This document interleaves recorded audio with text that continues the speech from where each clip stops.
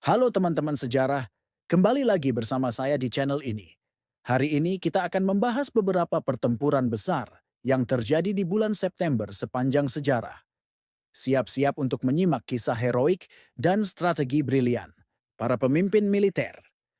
Mari kita mulai dengan pertempuran laut yang mendebarkan. Pertempuran Salamis pada September 470 SM menjadi salah satu pertempuran laut terbesar dalam sejarah Yunani kuno. Di bawah komando Themistokles, armada Yunani yang lebih kecil berhasil mengalahkan armada Persia, pimpinan Xerxes, dengan memanfaatkan selat sempit Salamis. Strategi jenius Themistokles memancing armada Persia masuk ke selat, membuat kapal-kapal besar mereka sulit bermanuver, dan akhirnya dapat dihancurkan. Pertempuran ini dapat dimenangkan oleh Yunani karena kemampuan Laksamana Themistokles untuk meyakinkan bangsa Yunani membangun armada angkatan lautnya dan menjadi satu kekuatan melawan Persia.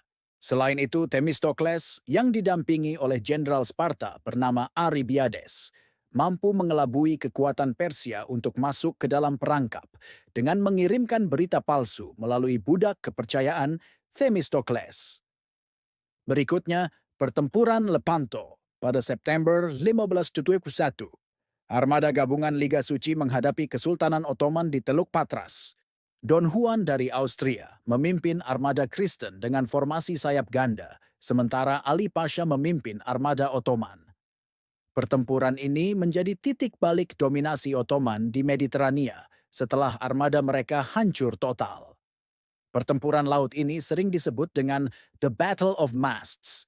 Hal ini karena kapal-kapal yang bertempur dalam jarak dekat memiliki tiang yang tinggi, sehingga terlihat seperti sekumpulan tiang yang beradu di udara. Beralih ke pertempuran darat, September 1939 menandai pertempuran perbatasan saat Nazi Jerman menginvasi Polandia. Strategi Blitzkrieg Jerman di bawah komando Guderian berhasil menembus pertahanan Polandia yang dipimpin Marshal Rudschmikwi. Kombinasi serangan udara dan tank yang cepat membuat pertahanan Polandia kocar-kacir dalam waktu singkat. Ini adalah serangan yang sangat mengejutkan bagi Polandia. Tanpa sepengetahuan negara tersebut, Nazi Jerman dan Soviet telah bersepakat untuk menyerbu Polandia dan menguasainya menjadi dua bagian. Nazi Jerman menyerbu dari barat, sementara Soviet menyerbu dari utara dan timur Polandia. Pertempuran Stalingrad juga dimulai September 1942. Jenderal Paulus memimpin Angkatan Darat ke-6 Jerman menghadapi pertahanan Soviet di bawah Jenderal Chuikov. Strategi pertahanan kota blok per blok yang diterapkan Soviet berhasil menguras kekuatan Jerman hingga akhirnya terkepung dan menyerah pada Februari 1943.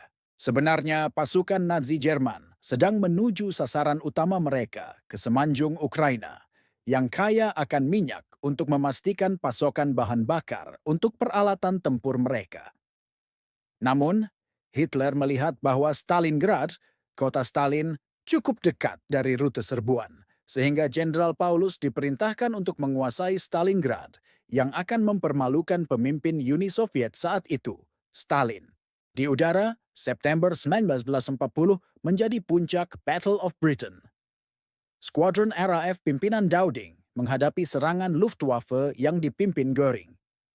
Sistem radar dan intercept yang canggih memungkinkan RAF menghemat kekuatan dan menyergap bomber Jerman di waktu yang tepat. Kegagalan Luftwaffe menguasai udara Inggris menggagalkan rencana invasi Hitler.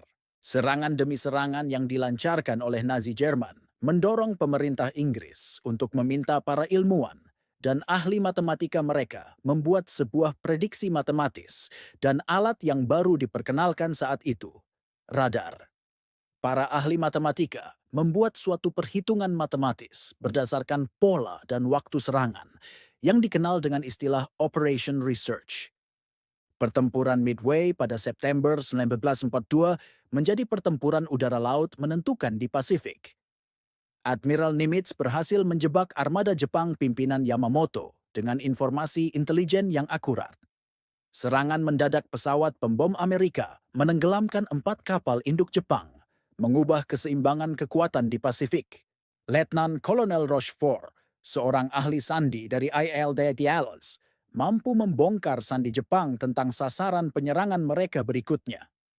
Rochefort berhasil menemukan sebuah sandi Jepang AF, yang berarti adalah Midway, setelah ia mengirim berita palsu untuk disadap oleh Jepang, bahwa Midway sedang mengalami kerusakan sistem air dan listrik.